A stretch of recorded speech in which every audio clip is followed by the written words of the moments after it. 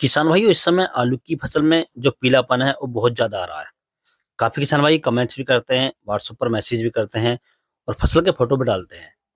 तो मैं देखता हूँ कि जो छोटी फसलें हैं उनमें भी है और जो बड़ी फसलें हैं लगभग 50 से 60 दिन की हो गई हैं, उन फसलों के अंदर भी ये बीमारी देखी जा रही है।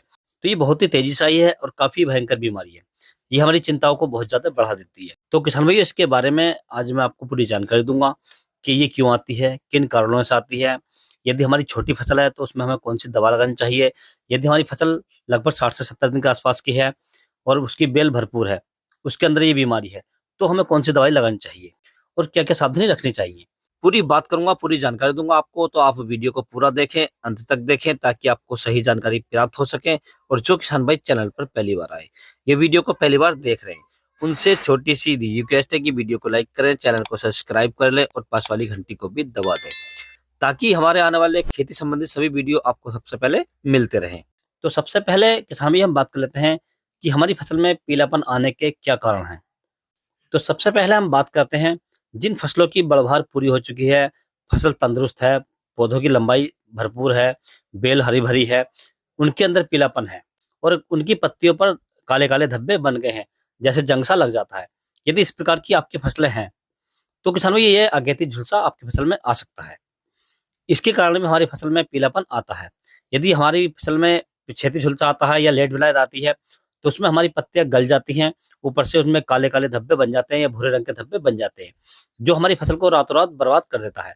परंतु अगेती झुलसा जो होता है उसमें पहले पीलापन आता है, उसके बाद फसल को धीरे-धीरे वो डैमेज करता है पौधे को और पौधे की खाने-पीने की प्रक्रिया होती है, जो उसकी पत्तियाँ होती है जब वो पीली पड़ जाती हैं, तो पौधे के अंदर जो क्लोरोफिल की मात्रा है वो कम हो जाती है।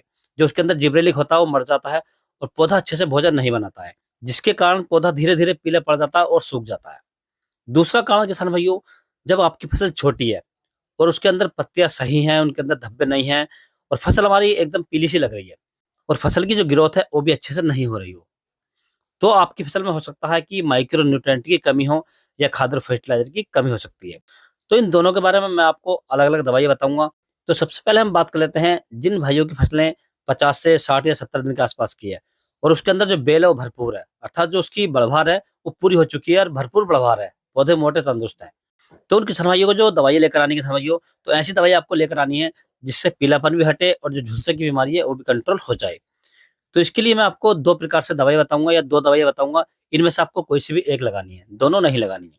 तो इसके लिए जो आपको मार्केट से दवाई लेकर आने की किसान भाइयों, एक दवा आती है कर्जेट के नाम से। तो इसके अंदर यदि हम टेक्निकल की बात करें, तो साइमोक्सिनिल 8% प्लस मैनकोजेब 64% आता है किसान भाइयों। इसकी यदि हम डोज़ की बात करें, तो आपको लगभग 250 ग्राम प्रति एकड़ लेनी है किसान भाइयों। इसके साथ में किसान भाई आपको ऐड करना है वैलिडामाइसिन। वैलिडामाइसिन की यदि हम डोज की बात करें तो आपको लगभग 250 ml प्रति एकड़ लेना है किसान भाइयों। इन दोनों दवाइयों को लेकर आप इनका घोल बना लें और घोल बनाने के बाद में किसान भाइयों आप अपनी फसल पे स्प्रे कर सकते हैं। इसे लगाने के बाद किसान भाइयों आपकी जो फसल में पीलापन था वो धीरे-धीरे कंट्रोल हो जाएगा या रुक जाएगा और आगे के लिए पीलापन नहीं आएगा किसान भाइयों। यदि आपकी फसल में ज़्यादा ही पीलापन है और पत्तियों पर धब्बे बन चुके हैं और फसल पूरी तरीके से पीली हो गई है और पत्तों में चुर्री लगना स्टार्ट हो गई है, तो इसके लिए आपको दूसरी दवाई लेकर आनी है। ये आपको लेकर आना है किसान भाइयों कार्बेंडाजिम 50% डब्ल्यूपी। यदि हम इसकी डोज की बात करें तो 250 ग्राम प्रति एकड़। इसके साथ में आपको ऐड करना है किसान भाइयों कॉपर ऑक्सीक्लोराइड 50% डब्ल्यूपी। इसकी यदि हम डोज की बात करें तो आपको 500 ग्राम प्रति एकड़ ऐड करना है किसान भाइयों। इन दोनों का मिलाकर आप स्प्रे कर दें। स्प्रे लगाते समय आपको एक बात का विशेष ध्यान रखना है, जो आपकी दवाइयाँ हैं सभी का घोल आपको अलग-अलग तैयार करना है, अलग-अलग बनाना है और टंकी में स्प्रे करते समय मिलाना है। दूसरा, जिस समय आप स्प्रे करें आपकी फसल में पर्याप्त नमी होनी चाहिए और मौसम साफ होना चाहिए किसान भाइयों। तो आपकी फसल में हैवी से हैवी जो पीलापन था वो आसानी से कंट्रोल हो जाएगा किसान भाइयों। तो इस प्रकार से आप अपनी बड़ी फसल का जो पीलापन था उसका स्प्रे लगा सकते हैं और इसका कंट्रोल कर सकते हैं किसान भाइयों। दूसरा किसान भाई, इसमें आपको ये सावधानी रखनी है, जो आपकी फसल है उसकी आप समय से सिंचाई करें और हल्की सिंचाई करें। यदि फसल के अंदर पीलापन है और फसल की बढ़वार पूरी हो चुकी है, तो आप उसमें यूरिया बिल्कुल ना दें किसान भाइयों और स्प्रे कभी भी ओस में ना करें, अर्थात सुबह के समय में स्प्रे ना करें किसान भाइयों। ये आपको सावधानी रखनी है। अब जिन किसान भाइयों की फसलें छोटी हैं और उन्हें लग रहा है कि हमारी फसल के अंदर पीलापन है और बीमारी नहीं है, तो जो आपको माइक्रो न्यूट्रिएंट उसके अंदर डालने हैं किसान भाइयों, तो उसमें आपको लगभग 30 किलोग्राम प्रति एकड़ लेना है यूरिया।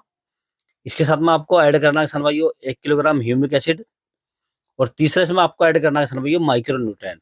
माइक्रो न्यूट्रिएंट में आप जो धानुका कंपनी का आता है धनजाइम गोल्ड ले सकते हैं, या किसी भी कंपनी का अन्य माइक्रोन्यूट्रेंट ले सकते हैं, जिसके अंदर सभी पोषक तत्व भरपूर मात्रा में पाए जाते हैं। जैसे मैग्नीशियम है, फेरस है, जिंक है, सल्फेट है, सल्फर है। इन सभी को लेकर किसान भाइयों अच्छे से इन्हें मिक्स कर लें, और मिक्स करने के बाद दोपहर के बाद अपनी फसल में फेंक दें या बखेर दें, और बखेरने के बाद किसान भाइयों हल्की सिंचाई कर दें।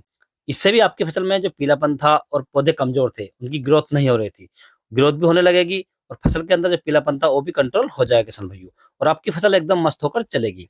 तो इस प्रकार से किसान भाइयों आप दोनों ही कंडीशन में अपनी आलू की फसल में दवा लगा सकते हैं, स्प्रे कर सकते हैं, और अपनी फसल को रोगों से बचा सकते हैं किसान भाइयों। यदि किसान भाइयों आपको किसी अन्य फसल के बारे में कोई जानकारी चाहिए तो आप मुझे कमेंट्स कर सकते हैं। यदि मेरे द्वारा दी गई जानकारी आपको अच्छी लगी हो, वीडियो पसंद आया हो, तो वीडियो को लाइक करें, शेयर करें, और चैनल को जरूर सब्सक्राइब करें। Thanks for watching my video.